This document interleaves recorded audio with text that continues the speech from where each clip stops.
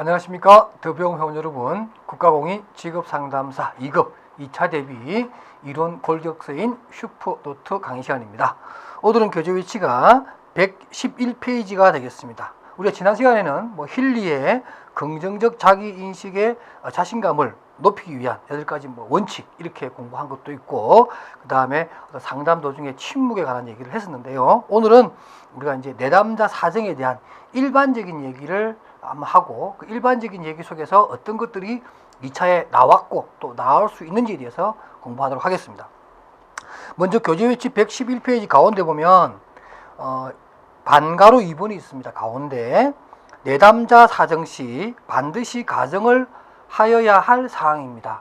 좀 평이한 내용이라 2차를 공부하시는 분들이 그냥 슬렁슬렁 넘어가 버리는데 이거 굉장히 중요한 내용입니다. 그래서 1차에도 몇 분 나왔지만 2차에서도 유사한 식의 출제가 됩니다. 그러니까 우리가 가장 중요한 것이 뭐냐면, 상담에 있어서 가장 중요한 것은 내담자 어세스먼트예요. 내담자 사정이죠. 정을 살핀다는 뜻이잖아요. 그죠? 어세스먼트인데, 그 내담자에 대한 사정을 잘 해야 우리가 거기에 대한 어떤 대안을 제안을 하고 그 대안에 따른 의사결정을 하게 되는데, 결국에는 우리가 좋은 의사결정을 하려면 그 제일 처음인 적절한 사정이 일어나야 됩니다. 사정을 할 수 있어야 되는 거죠. 근데 그 사정을 할 때 이 상담자는 미리 가정을 해주고 또 어느 정도 그 부분에 대해서 고려를 해야 된다는 거죠. 어떤 거냐면 첫 번째가 이런 거예요. 가정 1입니다. 어세스먼트, 내담자를 어세스먼트 할 때 처음에 우리가 먼저 염두에 둬야 될 것이 뭐냐면 이런 거예요. 가정 1. 내담자가 심리적 문제를 경험하고 있다면 직업 선택과 직업 결정을 적절하게 할 수 없다. 이렇게 가정을 둔다는 거죠. 다시 말해서 직업 선택이라고 하는 의사결정을 하기 위해서는 결국엔 뭐예요? 심리적 문제가 있다면 못한다고 보는 거죠. 그러니까 결국엔 우리가 사정을 할 때 뭘 해야 된다는 거죠? 내담자의 심리적 문제가 뭔지를 먼저 살펴봐야 된다는 당위성이 만들어지는 거죠. 이해되시죠? 두 번째가 뭐냐면 가정입니다. 직업 상담 과정을 완수하려면 내담자의 동기가 꼭 필요하다. 이거 줄자 끄세요. 이거 1차에서도 많이 나왔죠. 우리 이런 얘기 합니다. 상담의 동기가 없으면, 내담자가 상담의 동기가 없으면 상담에 들어가지 말라, 이렇게 얘기합니다. 그러니까 동기와 명확성을 사정을 해야 되는데, 역할 사정도 해야 되고요. 상담에 대한 동기가 없어요, 내담자가. 그러면 상담 자체가 촉진적으로 나아갈 수가 없어요. 그러니까 사정을 하기 전에, 어세스먼트 하기 전에, 그 전에 내담자가 이 상담에 대한 동기를 가지고 있느냐 하는 부분을 먼저 살펴보라, 이런 얘기입니다. 세 번째는 뭐냐면 112페이지 내담자의 작업자 역할은 다른 생애 역할과 복잡하게 얽혀 있다. 이거 중요합니다. 그러니까 내담자가 단순하게 직업 선택만을 위해서 오는 것이 아니라, 물론 그것 때문에 오지만 실제 직업 상담을 하다 보면 이 내담자의 어떤 생애 공간에서 그 사람이 가지고 여러 가지 역할이 있다는 거죠. 그러니까 그 사람이 예를 들면 자기가 적성과 흥미에 맞는 직업만 구하고 싶다, 이렇게 진술한다고 해도, 또는 우리가 그렇게 배웠잖아요. 직업 선택이랑 흥미와 적성에 맞아야 된다, 이렇게 우리가 알고 있기 때문에 그 내담자에게 적성과 흥미에 맞는 일자리를 우리가 찾아주려고 여러 가지 정보도 주고 해요. 근데 사실은 이 내담자가 말이죠, 나이 47에 아이가 둘 있는 그러한 가장이라고 생각해 보십시오. 모아놓은 재산도 별로 없고 아이들에게 들어갈 돈도 많습니다. 학비라든가 이런 것들이.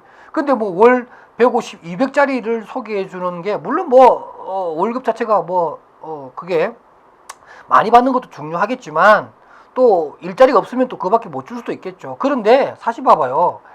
우리가 그런 내담자의 어떤 생활 환경을 고려했을 때 월 150, 200짜리의 어떤 월급을 받는 그런 일자리를 소개해 주는 게 그 사람이 만족할까 하는 거죠. 흥미와 특성을 맞았다 하더라도 그 사람이 한 달에 그거 받아가지고, 그 돈 받아가지고 내 식구 먹고 살기가 쉽지 않다라는 거죠. 그 얘기는 뭐냐면 그 사람의 생애 역할이 부모로서 해야 될 역할이 있다는 거죠. 경제적인 어떤 그런 수단을 획득해야 되는데 좀 힘들고 흥미와 특성에 안 맞더라도 좀 더 월급을 많이 받는 쪽으로 그 사람은 가려고 할 거라는 얘기죠. 그러니까 흥미와 특성이 중요하지 않다는 거죠. 이해되십니까? 그러니까 생의 역할과 다른 거하고 막 복잡하게 얽혀져 있기 때문에 그런 일이 생긴다는 거죠. 그런 것도 우리가 충분히 고려하면서 상담을 해야 된다라는 거예요. 얽혀져 있을 것이다 이렇게 가정하는 거죠. 그 다음에 가정사는 신규 직업 선택과 직업 전환, 직업 적응하는 내담자는 각기 사정 과정이 조금씩 다릅니다. 이것도 마찬가지예요. 우리가 20대 후반에 청년층이 고용시장에 처음 진입하는 직업 선택과 나이 50 먹은 중장년층이 직업 전환을 위해서 직업을 선택하는 그러한 과정에 있어서의 상담 내용이 같을 수는 없다는 뜻이에요. 이해되십니까? 그러니까 뭐 젊은 청년층 같은 경우는 미래지향적이면서 자기의 어떤 소질과 적성과 흥미를 좀 더 발달시킬 수 있는 또 자기 개발의 기회가 있는 그런 쪽으로 취업을 하기 위해서 상담해 준다면 그래서 그 사람이 가지고 있는 보유 능력이라든가 뭐 전공이라든가 자격증 뭐 이런 것들이 중요하겠지만 중장년층의 경우에는 그거 외에도 살펴야 될 게 많아요. 그래서 건강도 살펴봐야 될 것 같고요. 직업 전환을 하는 거니까 가족의 동의 여부도 알아봐야 될 것이고 이런 것들입니다. 그러니까 중장년의 직업 선택을 위한 상담과 청년층의 직업 선택을 위한 상담은 각기 다르다는 거죠. 사정 방법이 좀 달라야 된다 이런 것들입니다. 기타 과정에 있어서는 직업 선택 또는 전환과 같은 이러한 직업 상담 과정에서는 인지적 명확성의 문제라든가 상담의 동기에 관한 것라든가 이런 것들에 대해서 일련의 개입을 통해서 개입 또는 중재를 통해서 폭넓게 알아둘 필요가 있겠다 이렇게 생각합니다. 그러니까 시험 문제 이렇게 나올 수 있겠죠. 내담자를 사정함에 있어서 상담자가 기본적으로 사정에 있어서의 가정으로 둬야 될 몇 가지 항목을 간략히 설명해보라 이렇게 문제가 나오면 여러분들은 심리적 문제를 먼저 다뤄야 된다. 그 다음에 또 뭐예요? 상담에 있어서 동기가 있는지 없는지를 먼저 살펴보고 동기가 있다라고 가정을 하자. 또 세 번째는 뭐예요? 내담자는 다른 생의 역할과 얽혀 있다고 가정을 하자. 또 내담자의 어떤 상황, 신규 노동자냐, 경력 단절 여성이냐, 직업 전환을 위한 중장년이냐, 내담자에 따라서 직업 상담에 있어서의 사정을 해야 되는 그 내용들은 각기 다른 내용을 담고 있다고 가정하자. 이렇게 여러분들이 답안지를 정리해 주시는 게 굉장히 중요하다는 거죠. 충분히 나올 수 있고 매우 상담 실무에서는 정말 실질적으로 그렇게 우리가 고려를 합니다. 그러니까 이런 문제가 나올 수 있다는 거죠. 그 다음 112페이지의 12번 문제입니다. 상호역할 관계의 사정이죠. 제가 조금 전에 가정 3에서 말씀드렸다시피 내담자는 단순히 직업을 구하는 사람의 어떤 역할 외에도 생애 공간에서 다양한 역할을 하죠. 아버지의 역할, 배우자로서의 역할, 엄마로서의 역할, 또는 뭐 지역사회의 어떤 그런 어른으로서의 역할, 뭐 많이 할 겁니다. 그러한 역할들을 고려해야 되는데 바로 그러한 것이 바로 상호 역할관계의 사정이라고 하는 겁니다. 이러한 상호 역할관계를 하는 목표가 뭐냐, 또 상호 역할관계 사정의 용도는 뭐냐, 또 역할관계의 사정 방법이 뭐냐, 이것들 다 1차, 2차에서 다 나왔던 문제들이죠. 우리가 그냥 이렇게 쉽게 넘어가던 그런 문제인데 지금은 여기까지도 건드려 줍니다. 기존 수험서에는 잘 안 건드리는 내용인데 제가 여기 해놓은 겁니다. 그래서 상호역할관계의 사정에 있어서의 목표가 뭐냐면 현재나 미래의 어느 시점에서 작업 역할을 방해하는 역할을 결정하는 것이며, 그러니까 내가 작업자로서 일하고 싶은데 몇 가지 집안적인 사정이라든가 여러 가지 경제 상황 또는 뭐 고용 조건, 그 당시에 국가의 어떤 여러 가지 지원 정책, 고용 서비스 정책이 달라짐으로 해서 역할이 사라지거나 또 내가 어떤 작업자로서 역할을 하는데 방해를 받기도 하죠. 이런 것들 다 챙겨보는 겁니다. 그 다음에 두 번째, 개인이 불운한 직업 내지는 작업 역할에 빠졌을 때 이 부정적인 작업 결과를 보상해주는 역할들을 찾아낼 것, 또 현재 또는 미래에 보완될 역할 최소한 2개 이상의 역할 정지를 결정하는 것 등등이 역할 사정의 목표입니다. 그러니까 다시 말해서 작업자로서 좀 더 충실하게 자기 일을 잘할 수 있도록 사전 정리 작업 같은 것을 얘기하는 거죠. 또 시험 문제 2번은 참조하시고 용도는 참조하시고요. 3번 상호역할관계의 사정 방법이요. 총 6가지가 있는데 이거 우리 1차에도 나오지만 2차에서도 상호육할관계 사정법 몇 가지 써봐라 이런 문제 나오잖아요. 뭐 흥미사정기법 몇 가지 써봐라, 가치관을 찾는 방법 몇 가지 써봐라 이렇게 나오듯이 상호육할관계의 사정방법, 이 우리 지금 말하는 이 내용 중에서 뭐 세 가지만 간단하게 써보라 이런 거 나옵니다. 그래서 질문을 통해 사정하기, 동그라미를 이렇게 그려서 육할관계를 그리게 하는 방법이 있겠고요. 생애 계획 연습, 이러한 것들을 여러분들이 그냥 설명할 필요 없이 제목만이라도 알아두실 필요가 있습니다. 그래서 충분히 이 부분도 나오고 1차에서 나왔기 때문에 2차에서 나올 수 있는 겁니다. 설명보다는 그냥 네가 알고 있는 상호육할관계의 사정기법 뭐 세 가지만 써보라. 그러면 여러분들 여기 나오는 이 세 가지를 빠짐없이 쓰셔야 된다. 그런 얘기입니다. 아시겠죠? 자, 이제 조금 분위기를 또 바꿔서 뭘 하려고 그러냐면 인지적 명확성의 결핍입니다. 그러니까 우리가 조금 전에 우리가 상담을 하기 전에 상담 전에 우리가 해야 될 게 뭐냐면 동기가 있느냐, 동기 사정을 꼭 해봐야 되고, 그 다음 또 뭐 있어요? 역할 사정을 해야 된다. 이 두 가지를 배웠습니다. 그 다음에 또 우리가 상담하기 전에 뭘 해야 되냐면 내담자의 인지적 명확성이에요. 이 내담자가 인지적 명확성이 있는가에 대해서 사정을 해봐야 된다는 얘기죠. 자, 우리가 지금 동기 사정 끝났고요, 역할 사정 했고요, 그 다음에 인지적 명확 사정 했고, 그 전에 뭐 했었어요? 사정을 하기 위한 가정 4가지, 5가지 공부한 거 기억나시죠? 이게 다 2차 시험에 나올 수 있습니다. 그 중에서도 인지적 명확성에 대해서 또 설명을 할게요. 자, 인지적 명확성은 사실 우리가 어떻게 개념을 내리냐면 인지적 명확성이란 내담자가 자신에 대한 장단점을 객관적으로 판단해서 자기 주변의 여건과 고려해서 합리적인 의사결정을 할 수 있는 능력, 뭐 이렇게 우리가 조작적 정의로 내릴 수가 있습니다. 그러니까 자기에 대해서 잘 판단할 수 있죠. 상식선에서 자기의 어떤 장단점을 파악할 수 있고, 또 주변의 여러 가지 환경이나 여건을 고려해서 합리적인 행동이나 의사결정을 할 수 있는 지적 능력을 얘기하는 겁니다. 근데 이게 결핍될 수가 있다는 거죠. 그러한 능력이 없으면 상담 자체가 이루어질 수 없겠죠. 그러니까 사전에 그게 있는가 없는가, 결핍되어 있는가, 충만한가, 이러한 것들에 대해서 우리가 사정을 해야 된다는 거죠. 그러면 그 전에 왜 사람들은 이러한 인지적 명확성이 결핍의 현상이 벌어지느냐에 대해서 5가지 이유가 있어요. 그게 뭐냐면 첫 번째가 정보가 결핍됐거나, 동그라미 치세요. 정보 결핍, 반가로 1번 있죠. 그 다음에 어떤 고정관념의 작동에 의해서. 세 번째는 반가로 2번에 경미한 정신건강 때문에 일어날 수도 있습니다. 그 다음에 중대한 심각한 정신건강에 문제가 생겨서 인지적 명확성이 결핍되는 경우도 있겠고, 마지막으로 다른 기타 외적인 요인에 의해서, 그러면 예를 들면 갑자기 뭐 실직을 했다든가, 상처, 뭐 와이프를 잃어버렸다든가, 그러니까 와이프가 사망했겠죠. 그 다음 또 뭐 남편의 사망이라든가 배우자의 사망, 뭐 이런 것도 있죠. 범죄 행위가 발생했다든가 이런 일이 생김으로 해서 순간적으로 인지적 명확성이 결핍되는 이런 이유가 있었습니다. 총 5가지죠. 정보 결핍, 고정관념, 경미한 정신건강, 중대한 정신건강, 마지막으로 기타 외적인 사건들로 인해서 우리는 인지적 명확성을 결핍할 수가 있습니다. 그럴 경우에는 바로 직업 상담으로 들어가는 것이 아니라 뭐 해야 된다고요? 이 5개 다 하여튼 인지적 명확성이 결핍되면은 치료적 개인 상담을 먼저 하고 난 다음에 직업 상담에 들어가라. 이게 원칙이죠.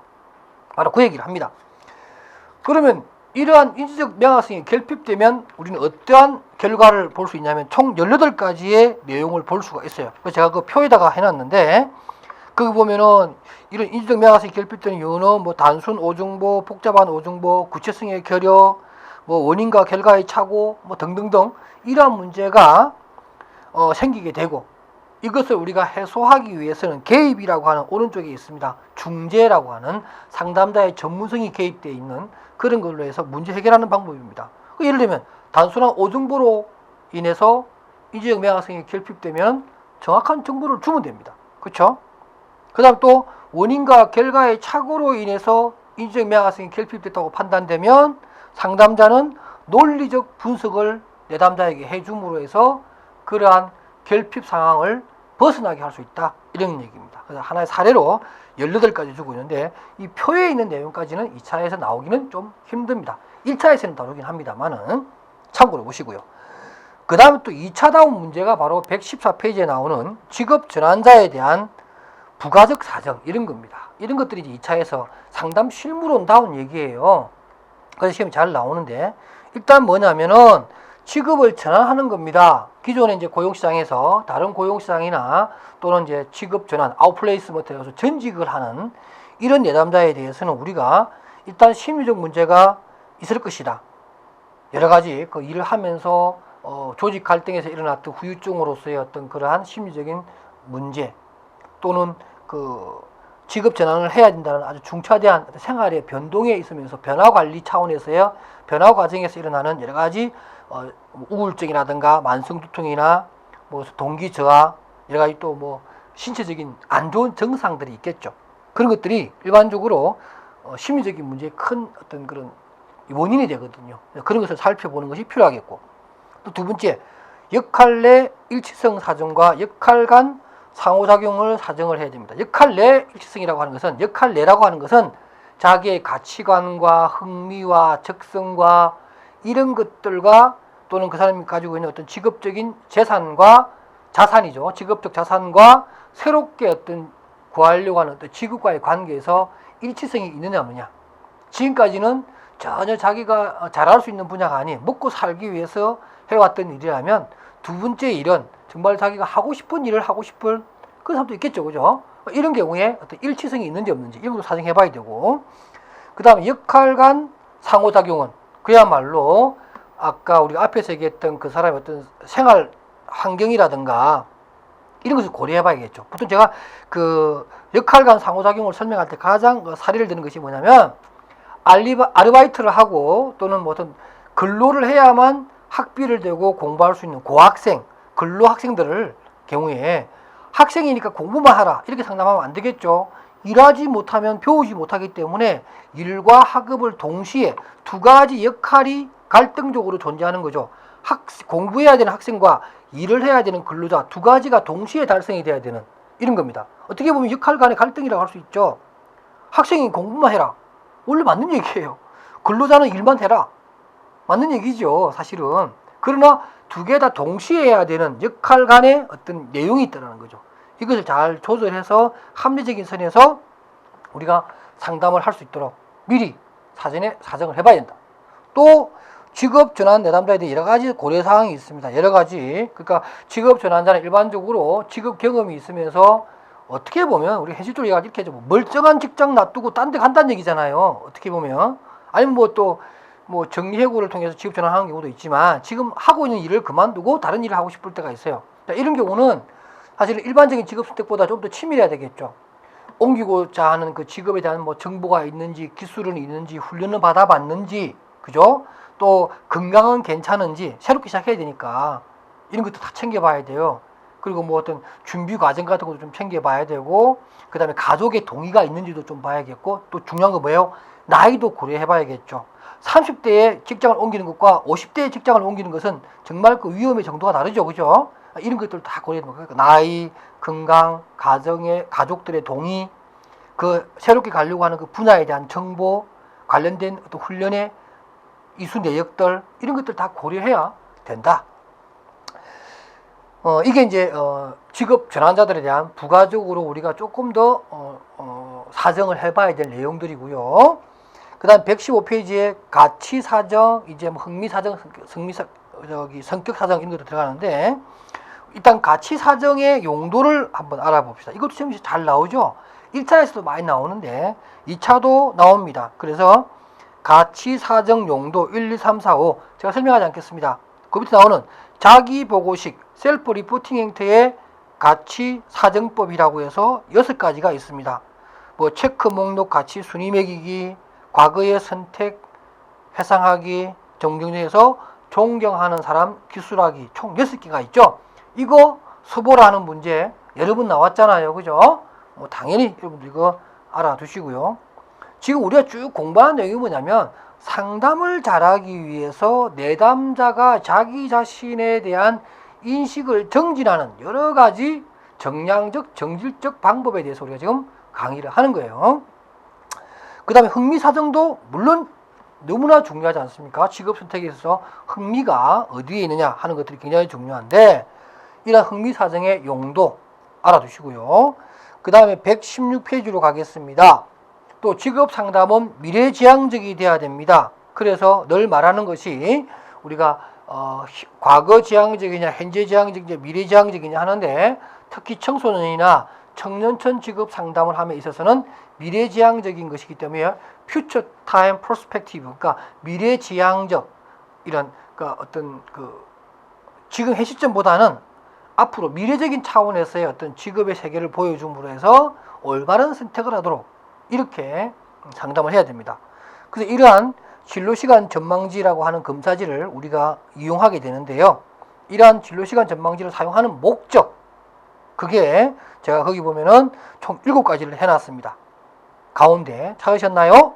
미래 방향을 미래 방향으로, 미래 쪽으로, 미래지향적인 방향을 이끌어내기 위해서, 미래에 대한 희망을 심어주기 위해서, 목표 설정을 촉구하기 위해서, 특히 6번째, 계획 기술을 연습하기 위해서. 그러니까 여러 번 세우다 보면 미래지향적인 어떤 계획을 수립하다 보면 정말 자기에게 적합한 미래 설계가 만들 수 있다. 마지막으로 진로 의식을 높이기 위해서라도 이러한 진로시간 전망지 같은 것을 하게 되고, 그 대표적인 것이 바로 그 밑에 나오는 코틀이라고 하는 사람이 만든 그 원형검사입니다. 최근에 이 원형검사에 대해서도 2차 시험에서 다루게 됩니다.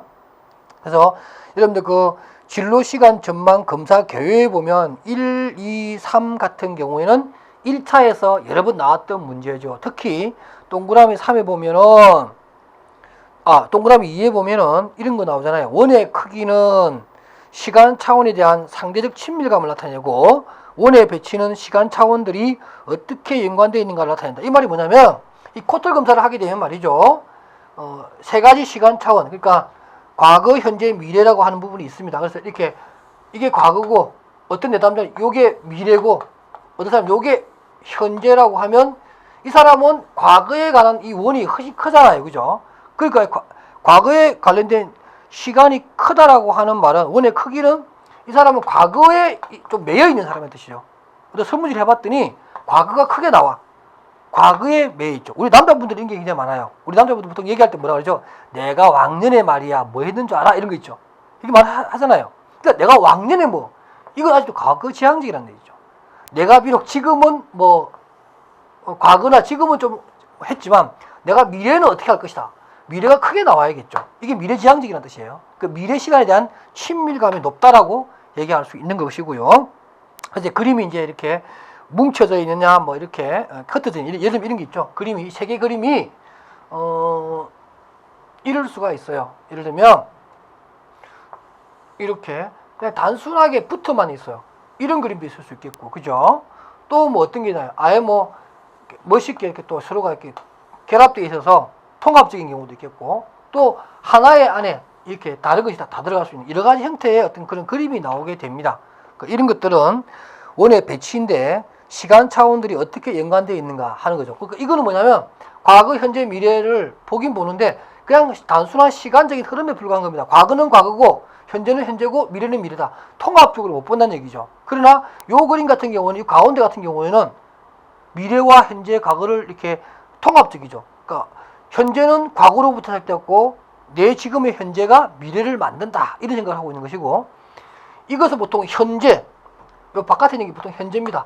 현재 속에 미래와 과거가 다 있어요. 그 얘기는 뭐냐면 지금이 제일 중요하다 이렇게 생각하는 사람들이죠. 아주 그 현재성에 더 높은 가치를 두고 있는 사람을 말하는 겁니다. 뭐 이까지 뭐 시험 문제 나오지는 않을 거고요. 그러니까 여러분들이 그 코틀 검사의 검사 개요라는 부분만 좀 더 암기를 해서 1차 때는 크기는 친밀성을 나타내고 원의 배치는 시간 차원에 대하여서 어떻게 연관되어 있는가 하시다. 이거 찾아내면 돼가지고 체크하면 돼요. 번호만. 근데 이제는 그걸 써야 되니까 동그라미 1번, 2번, 3번에 대해서 여러분들이 이제는 암기를 해두실 필요가 있겠다. 코틀 검사제에 대한 설명입니다. 이거 알아두시고요. 그 다음에 118페이지에 이제 제가 그 통합성에 대해서 얘기하면서 제가 말씀드렸던 내용이 그림이 있습니다. 뭐 고립형이 있고 연결형이 있고 연합형이 있고 통합형이 있는데 바로 이러한 그림을 제가 설명해 놓은 것인데요. 그래서 뭐 2차에서 아직까지 나오지는 않았는데 이게 또 2차에서 설명하기 좀 힘드니까 아직까지 나온 적이 없습니다. 이런 게 있다는 것만 여러분들 알아두시면 좋겠습니다. 그 다음에 20번 문제입니다. 이거야말로 직업 상담 쪽에서 특히 2차 시험에서 우리 모두를 굉장히 힘들게 하는 겁니다. 그러니까 118페이지부터 이 책에 나오는 126페이지요. 이 부분은 사실 제가 설명은 안 하겠습니다. 제일 중요한데 안 하겠습니다. 왜냐면은 뜻을 모르는 건 아니에요. 근데 외울 게 많기 때문에 여러분들이 이거를 안 하는 거죠. 몇 가지만 기본만 외웁시다. 내담자 정보 및 행동 다루기라는 게 뭐냐면은 상담 도중에 내담자가 보여주는 행동들이에요. 또는 내담자가 가져온 정보입니다. 우리 이런 거 있죠. 내담자가 왜 그런 말 하잖아요. 내담자가 가져온 정보가 있긴 있어요. 선생님 모를 수 있는 말씀이지만 내 친구가 내가 아는 사람이 그 일을 하는데요. 그거 하면 돈 많이 번대요. 뭐 이런 거 있잖아요. 내담자가 그런 정보를 가져와요. 확인되지도 않는 거. 사람들이 보통 말하잖아요. 그런 건 별로 좋은 일이 아니라고. 근데 그 사람들이 누구냐는 거죠. 또 그 친구가 알고 있는 지인이 돈을 많이 번다라는 건데 어떻게 해서 버는지는 몰라요. 그냥 결과치만 알고 있는 거죠. 그러므로 해서 그 정보를 그야말로 철석같이 믿고 있음으로 해서 상담에 방해가 되는 거예요. 또 내담자 행동도 그래요. 뭐 좀 얘기하려고 그러면 갑자기 침묵해버린다거나 저항을 한다거나 막 변명을 한다 그러거나 자기가 한 객관적으로 잘못된 결과인데도 불구하고 그게 대해서 꼭 그게 잘못된 게 아니다라고 얘기한다든가 이렇게 변명을 한다든가 이런 행동을 한다는 거죠. 그렇게 함으로써 상담을 어렵게 만드는 이러한 9가지 유형이 있다라고 누가 얘기했다고요? 그게 나오는 기저버스와 무어라고 하는 학자가 이 9가지로 분류해 본 겁니다. 그 9가지에 대한 내용이 다양한 형태로 이제 2차에서 나오는데 119페이지 보세요. 제가 그 가운데 조금 검게 되어 있습니다. 기저버스하고 무어가 1987년도에 내담자의 정보 행동 다루기를 하다 보니까 전향적인 9가지 문제가 발생하더라 하고서 해놓은 겁니다. 이거 9가지부터 다 암기하셔야 돼요. 정말요. 이거 다 쓰라 이렇게 이 중에서 5개 쓰라 이렇게 시험 문제 나오잖아요. 그죠? 그 다음에 이제 또 우리가 좀 들어갈 것은 그럼 그 중에서도 가정 사용하기는 뭐고 의미 있는 질문 및 지시하기는 뭐며 전이된 오류 정정하기는 뭐냐 그걸 또 설명해보라 이런 문제가 나옵니다. 또 더 나아가서 120페이지에 전이된 오류 정정하기는 크게 나눠서 정한론, 정보 오류, 한계 오류, 논리적 오류라고 하는 또 정한론으로 또 3가지를 또 나눠집니다. 이 3가지를 또 다 써보라 이런 문제가 또 나옵니다. 이해를 못하는 게 아니라 외워야 되니까 어려워지는 거죠. 그 다음에 112페이지 보게 되면 밑에 보면은 분류 및 재구성하기라고 하는 것도 나올 뿐만 아니라 최근에 나온 것 중에서는 122페이지입니다. 저항감 재인식하기 및 다루기에서 앞에 나오는 분류 및 재구성하기는 일반적인 분류 및 재구성하기고 5번째 말한 것은 저항감에 대한 재인식 및 다루기입니다. 그러니까 양가로 5분에 나오는 저항감 재인식하기 다루기에는 굉장히 다 여러 번 나오니까 이것 역시 좀 외우셔야 돼요. 좀 힘드실 수 있는데 특히 저항감 재인식하기의 하부 구조에는 책임감에 대한 두려움이나 방어 기제나 고의로 의사소통을 방해하는 이런 부분이 있겠고요. 또 저항감 다루기에는 변형된 오류 수정하기, 친숙해지기, 언융, 마지막 D, 대결이라고 하는 기법을 우리가 사용할 수 있다. 이런 얘기입니다. 그러니까 저항감 재인식하기에서의 3가지 하고 그 다음에 저항감을 다루기 하는 데 있어서의 4가지 요것도 여러분들이 따로 외워두실 필요가 있습니다. 여러 번 나오고 있는 거니까요. 이해되시죠? 그 다음에 또 요것과 관련해 가지고 우리가 좀 공부해야 될 것이 양이 많은데 아직까지는 뭐 문제가 나온 적은 아닙니다만은 7번에 왜곡된 사고하기도 너무 많이 있습니다. 총 15개의 내용이 있는데 이거는 양이 좀 많아서 나오기 그렇다면은 여러분들 125페이지에 그 반성하기의 장 요것도 2차에서 한번 나왔었거든. 1차에서 한번 나왔거든요.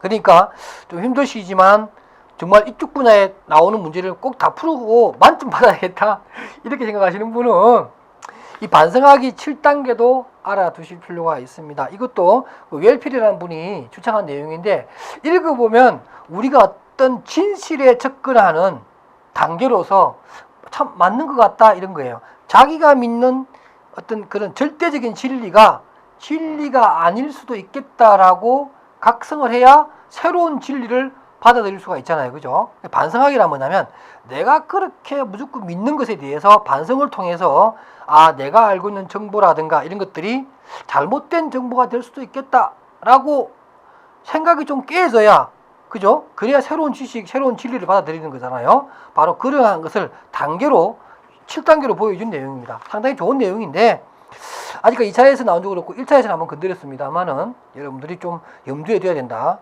그러나 역시 시험에 출제 나온다 그러면은 9번째 변명에 초점 맞추기라고 해서 책임, 결과, 또 책임을 변형시키는 이 3가지 그냥 외워두십시오. 내용적으로 그냥 외워두시고요. 다시 정리하면은 122페이지에 나오는 저항감 재인식하기 또는 저항감 다루기라고 하는 3가지, 4가지 시험에 나온다. 그 다음에 그렇죠. 그 120페이지에 보면 위에서 6번째, 7번째 줄에 전이된 오류 정정하기라고 해서 정한론 3가지 시험에 잘 나온다. 그 다음에 119페이지에 가운데 있는 9가지 중에 몇 가지를 써봐라. 이런 문제는 언제든지 출제가 되고 있는 것이니까 여러분들이 반드시 알아두실 필요가 있겠다. 이런 얘기입니다. 또 126페이지로 가서 조금 더 좀 살을 붙이면 변명에 초점 맞추기 위해서 도대체 책임을 회피하기라든가 결과를 다르게 조작하기라든가 책임을 변형시키기라든가 이런 것을 사례를 들어서 설명해보라. 이런 문제가 나올 수 있어요. 요즘 또 사례를 들어라 이런 걸 많이 하니까. 그러면 어떤 게 될까요? 책임을 회피하기라 이런 게 있어요. 책임 회피하기에 사례가 이런 것들이 되는데 이러면 좀 적어 놓으세요. 우리 그렇게 얘기 많이 하잖아요. 다 제 잘못입니다.